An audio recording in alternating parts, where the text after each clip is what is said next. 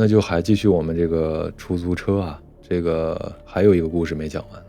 楼主说呢，我们做出租车这行的有一个老吴，他呢50多岁出头，是出租车司机当中资格最老，可以说从我们这90年代有出租车以来，他呢就开始做了。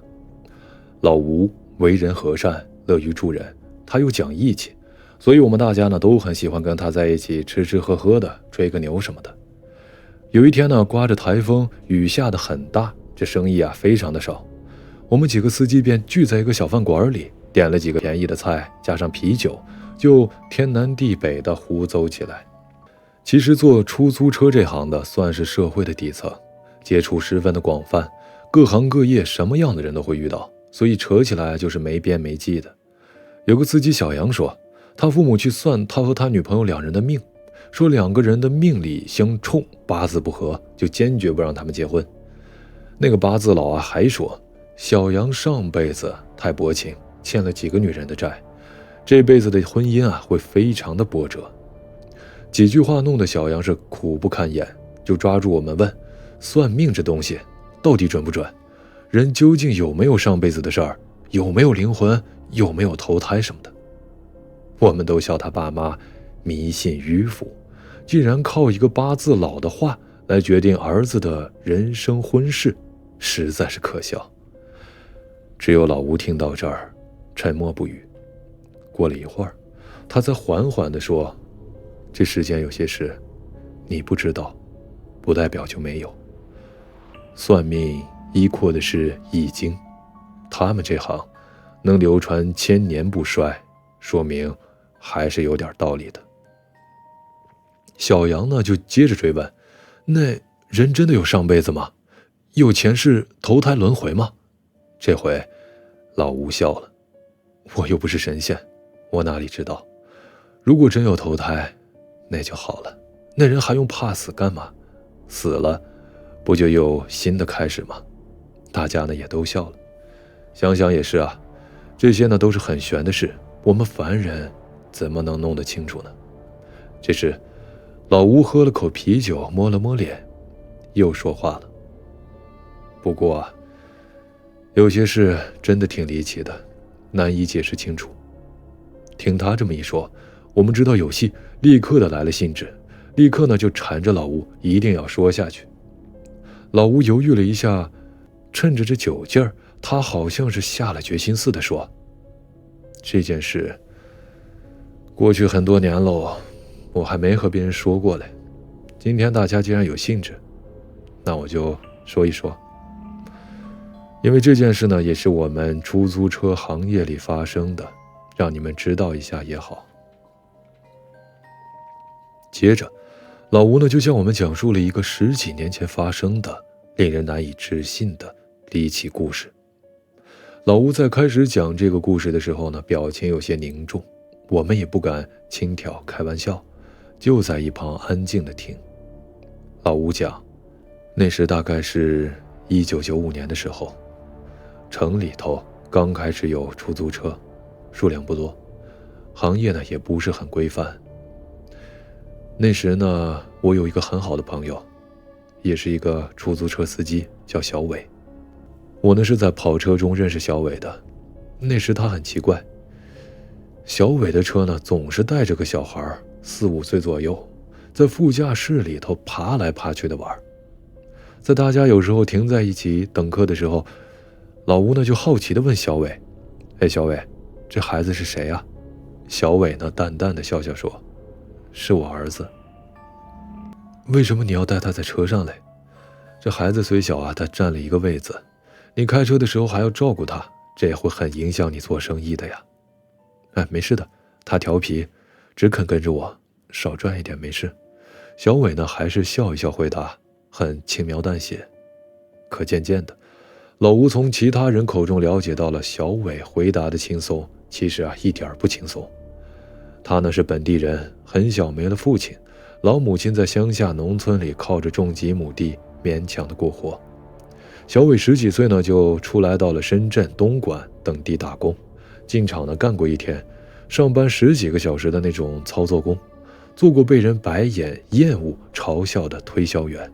他不怕苦不怕累，从不抱怨什么，总是比别人更拼命地干活，因为他觉得只要是拼命工作，肯定会慢慢地改变贫困的生活状况。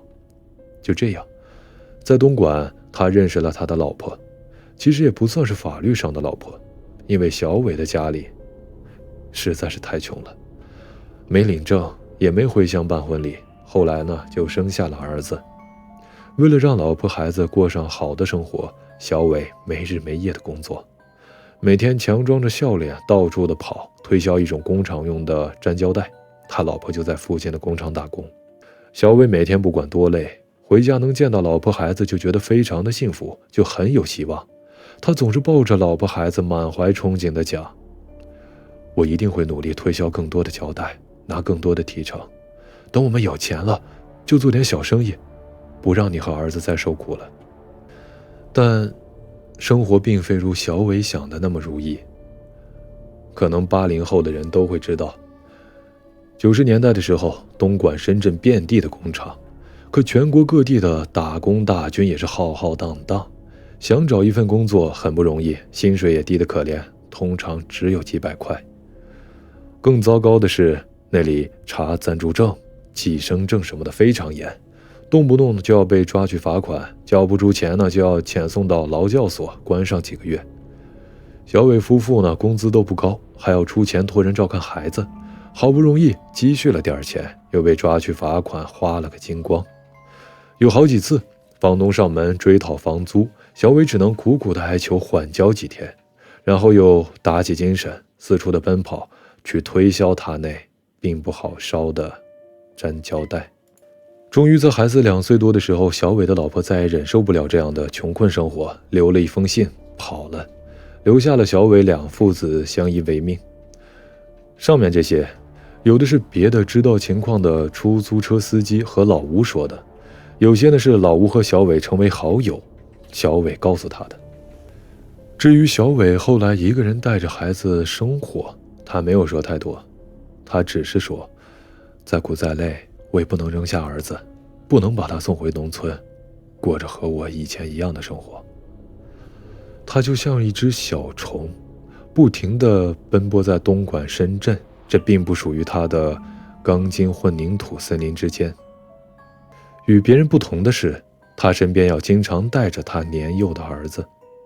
我难以想象要带着孩子到处的去推销，父子俩饥一餐饱一餐的情景。不过要是换了我肯定就做不到。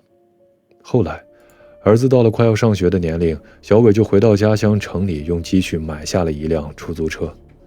其实呢是半买半赊的，因为小伟实在没那么多钱，就和出租车公司的老板承诺，说是1年后就还清。那时我们这儿的客运市场太混乱，什么中巴、摩托，有证无证的全可以上路抢客，所以出租车并没有多少人想干。出租车的老板呢也索性就答应了小伟。小伟买下了出租车以后，觉得生活有了盼头，就没日没夜的跑车。那时他的儿子才5岁，还没到上学的年龄，他也没钱付得起我们那对他来说价格高昂的幼儿园托教费，所以就一直带着儿子跑车。小伟拼命到什么程度呢？只要有客人叫，无论白天黑夜，就算是我遇到那种见鬼的遥远山路，他都毫不犹豫地答应。其实很多人知道，90年代治安不好，后来还搞过严打车匪路霸的大行动。这个80之前的朋友可能有记忆，那时混乱到什么程度呢？就是坐车经常有地痞流氓不给钱，问他要，还给你揍一顿。有的公然的拦截大巴、中巴、小车，把全车乘客洗劫一空。不相信的朋友，你可以问问家中的长辈，这种恐怖的事并不遥远。所以老吴他们看小伟这么拼命，就经常的劝他要注意安全。可小伟总是苦笑着说，我还要还买车的赊账，还要养儿子，要奉养乡下的老娘，不拼命怎么行呢？再说我也有应对的办法，身上尽量少带钱，如果真遇上了劫路的，最多呢给搜光钱打一顿就是了，这总比没钱交房租没钱吃饭的好吧。听他这么说，老吴他们非常的唏嘘，也很无奈，只能平常尽量的帮小伟一把。比如有的司机呢，生意好的时候遇到客人，而小伟又恰巧没课，他呢就会说有事就让给小伟去拉。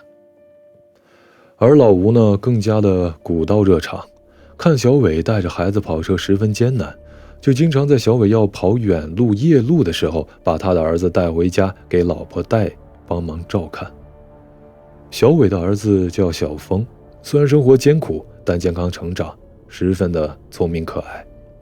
小伟对小峰呢也是爱得不得了，能带的时候尽量带在身边，有时宁愿自己啃个馒头就开水，也要让小峰吃好点。就这样，时间过得飞快，小峰呢6岁多了，到当地一所小学上了学前班，而小伟也逐渐还清了赊欠款，生活慢慢的好了起来。那时候我们经常见到这样一幕，小伟一到学校放学时间就会推掉所有的客人，他第一时间去接儿子放学。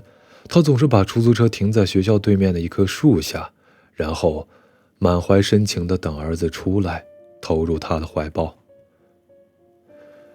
如果故事能够一直这样延续下去，那小伟父子毫无疑问的会像今天的老吴一样，过上幸福安逸的生活。可有时呢，命运就是这样的乖张，你根本就不知道他什么时候就会发神经，给你狠狠的来这么一下。很不幸的是，小伟就是一个悲痛的受害者。在说了前面一段以后，老吴的声音突然变得低沉了，他好像是遇到了他不愿意回忆却又无法回避的痛苦的事。他顿了一会儿，平缓了一下情绪，又继续开始讲。那应该是1996年的冬天，离过年不远了。那时我已和小伟成了莫逆之交，他和小峰成了我家的常客，有时我们亲的就像是一家人一样。那天晚上，具体的日期呢我不记得了，只记得那晚特别冷，外面还下了小霜。小伟带着小峰到我家，说接了个客人，要送去交近的县，把小峰放在我家照看一下。我老婆和女儿们都非常喜欢小峰，所以以前呢也经常帮他带的。可今晚我感觉有点不放心，就和小伟讲，这么晚了，去到临县有100多公里远，恐怕路上呢会不安全，就劝他不要去了。但小伟讲，这叫车的客人是个女孩，说家里的父亲病了，还会加点钱，没事的。我呢一听是个女的客人，天气又这么冷，想想应该也不会有什么事吧，所以就叮嘱她小心些，送到以后不要急着回来。等天完全亮了，再在那儿找个回头客，小峰啊，我会帮他送去学校的。说到这儿，老吴忽然有些哽咽了，叹着气说，我那时真该拦着他呀，要不然他就不会死得那么惨了。可不一会儿，他又摇着头讲，我就算拦也拦不住他，他太拼命了，这都是命啊。老天为什么让小伟这样善良的人有这样的命呢？小伟走的第2天一直没消息，老吴不停地打着他的传呼机，都没有回音。老吴心里呢开始有不祥的预感，不过那时他心里想，最多呢只能是出了车祸吧，很快就会找到的。直到第3天，城里开始流传了一个可怕的消息，在离城20多公里一个偏僻的山坳发现了一具被火焚烧的尸体，现场有车的车辙印，一些散落的纸片，还有2段烧剩下的腿骨。老吴马上去了公安局询问情报，后来公安局的人给了一些现场的纸片给他，老吴一看，立即的嚎啕大哭。那些纸片是小峰留在车上的作业本，歹徒撕来做火引子，所以丢到了地面。由于案件太凶残恶劣，公安局成立了专案组，半个多月以后就破了案。原来那晚小伟拉的客人完全就是一个陷阱，歹徒先用一个女孩来租车，让小伟失去警惕，然后在跑到20多公里的时候，那女的说内急要方便一下，等车一停下来，路边埋伏的2个男的就立即上来夺了车。这3人都是吸毒人员，抢车就是为了换钱买毒品，为了怕小伟认出，就残忍地杀害了他。小伟死后，我市出租车行业一片的悲痛，大家都自发地组织来看小峰，也捐了一些钱。但在小峰的去留安置上，大家意见有了分歧。有人说送小峰回乡下的奶奶家，或小伟嫁在外地的姐姐家，有亲人照顾些好。但老吴是坚决反对的，因为他知道小伟生前最疼爱小峰，最担心的也是小峰回农村的生活，重走他小时候贫困的老路。而且老吴也知道小伟的母亲和他的姐姐也都十分的困难，根本无法照顾好小峰。最终老吴决定他自己收养小峰，承担起小伟父亲的责任。而从那时起，老吴就成了小峰的养父了。为了让小峰不那么伤心，大家都没把真实的案情告诉他，只告诉他出了车祸，治病去了。6、7岁的小峰也不是懂得太多，就是奇怪，以前每天爸爸都来接他的，问老吴爸爸什么时候能回来接他。老吴很心痛这个可怜的孩子，于是他一有空呢，也每天开着出租车去学校门口等着小峰，就在以前小伟等着的地方。在小伟死后不久，大概2个多月的时候吧，这天下午老吴忙完生意以后，又到学校门口去等小峰。他在树下抽着烟，想着事儿，这大概还有10多分钟啊，学校就放学。这时他看到旁边有一条小白狗，大概也是2个多月大的样子，蹲在树底下，离他的车不远处，眼睛直直地望着学校的门口。他仿佛刚跑了很远的路，在不断地吐着满是唾沫的舌头。这种小白狗、小黑狗在我们那地方实在是太常见，因为很多人家养来看门，也有养来杀肉吃的，所以老吴看了呢也没啥奇怪的。后来老吴接了小峰就回家去了，也没再留意那条小白狗。但有点奇怪的是，从此以后老吴就经常看到那只小白狗在学校的门口出现，有时他会绕着树跑呀跑，有时会叼个骨头什么的在地上啃啃。可到放学的时间，他绝对端端正正地蹲在学校的门口，眼睛直直地望着学校门的方向，像是在等着什么。看见的多了，老吴呢也开始有点兴趣，他开始认真地观察这只小白狗，它会不会是哪家养的，来等它的主人呢？这天就快放学了，老吴目不转睛地盯着这只狗，他想看它到底是在等谁。等学校放学，学生们涌了出来，一下子老吴呢也顾不得看狗，连忙地接上了小峰。这时他要打火启动车走的时候，无意间看了狗的方向，心里不由得咯噔一下。这时那只小狗就蹲在离他车4、5米远的地方，呆呆地看着他，不，确切地说是看着小峰。那是一种什么样的眼神呢？老吴说他无法形容，反正他说没想到狗也会有这样的眼神，好像是充满了复杂的感情。终于有一天，老吴没去接小峰。那天他发现小峰把那条小狗带回了家，他问小峰怎么回事，小峰说学校门口很多同学欺负这只小狗，用石头砸它踢它，可它就是不走，还一个劲儿地围着我转，舔我的脚。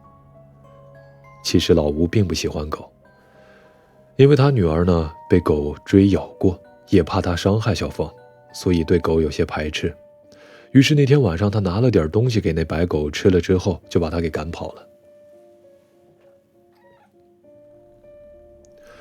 如果不是后来发生的一件事儿，老吴可能也就永远地把它当成一条普普通通的狗，它会在哪里自生自灭，都与老吴与小峰无关。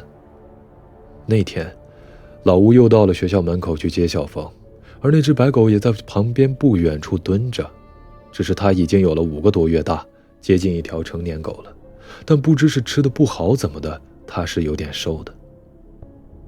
正等着，忽然老吴看到有个农村打扮的人拿着一个棒子，连着绳套，悄悄地从树后摸了出来，一下子呢就套在那只白狗的脖子上。那白狗没想到会有这么一下，吓得跳起来挣扎，呜呜的直叫。但那绳套是专门束狗的，而那人显然是有备而来，很快就把白狗是绑得结结实实的。老吴看着也不觉得是什么事，因为他那儿啊抓狗吃狗是很平常的事儿了，说不定这狗呢就是那人家的呢。可就在那人绑那只狗的时候，狗呢呜呜地叫着，脸却使劲地扭向了老吴，眼神里满是哀求。究竟是不是哀求呢？其实老吴也说不清，不过他感觉这几个月这狗挺可怜的，就下车走上去问那人是怎么回事。那人很是气愤地讲，这狗东西一生下来不久呢就到处都乱跑，害得我好找，今天终于让我给找着了，我要卖到狗肉市场上去。老吴问他是哪里的，他说是某某镇某某村的。老吴呢有些吃惊，那里离城里可是20多公里远，这狗怎么跑这么远呢？那人呢又接着气愤不休地说这狗一生下来2个月大，能跑的时候就不见了踪影，过了几天又是浑身脏兮兮的回来，陪伴着狗娘一下，然后又跑出去，好久都不见。要不是前几天呢有个邻居进城说是看见了他，我还不知道这狗家伙在这儿呢。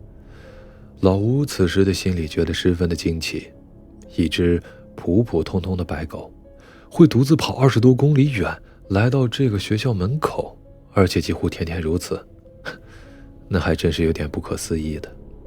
忽然他想起了些什么东西，连忙又问那人，你是哪个村的？那人又说了一遍。老吴细想了一下，不禁如当头一棒，大吃一惊。那条村子就是小伟被杀旁边的村子啊！再算时间，这条狗不正是小伟被杀那时出生的吗？那时的老吴完全的懵住了，他觉得自己的身体在微微的颤抖，眼睛里有什么东西在涌动着。怎么可能？这怎么可能呢？世间怎么可能有这样的事呢？他发颤着自言自语，但那人已经把狗装进了编织袋里扛上走了。好一会儿，老吴呢回过神来，他发疯似的大叫，等等！但那人已不见了踪影。老吴开上车呢，顾不得等小峰了，马上顺着那人走的方向追了过去。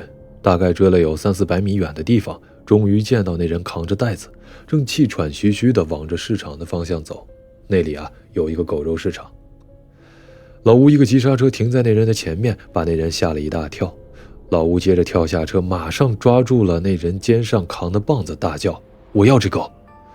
那人以为老吴呢是来抢狗的，连忙后退几步，也大叫地说，这狗是我的，我有邻居可以作证。老吴回过神来，连忙说他是想买下这条狗，最终花了几十块钱把白狗买下来了。说到这里的时候，我不禁想起了陈瑞那首有名的歌《白狐》。其实自古以来，狗的灵性一点也不比狐差，可是为什么蒲松龄这么喜欢狐精狐仙呢？可能是他想着用狗来比喻那些变化的美女，不大雅观吧。当然，这是我的纯属胡思乱想，大家不要见笑。可能有的朋友觉得这只白狗不够灵异，因为也没做出什么令人非常惊异的事儿。但大家要明白，小伟生前呢就是一个小白狗一样普普通通的人，他在这个人世间艰苦的生活，抚养儿子，上天并没有因为他死了就会给他什么特别的法术，成为狗精狗仙之类的。如果白狗真是他脱身，那他最大的愿望就是能陪着他最舍不得的儿子，能看着他成长吧。至于这个难以解释的事儿，据老吴说，他后来也专门去问了一个挺有名的道士，就是在我们这儿经常会帮人算命驱邪以及祈福的人。而那个法师呢，掐指算了半天，他说正常人死了，魂魄会立即的收入轮回，等待司神的安排。但小伟死的怨气太重，还有他死的那一刻肯定是最挂念、舍不得儿子的，所以才会有这一缕魂魄飘飘荡荡，无意中进入了待产的狗舍里。哎，至于是不是真的这样，也无法去考究了。我呢，也只能是听听，感慨一下子罢了。好了，那我们今天的这个司机师傅的第3个故事啊，就给大家讲完了。好了，大家早点休息啊，就不逗小可乐了。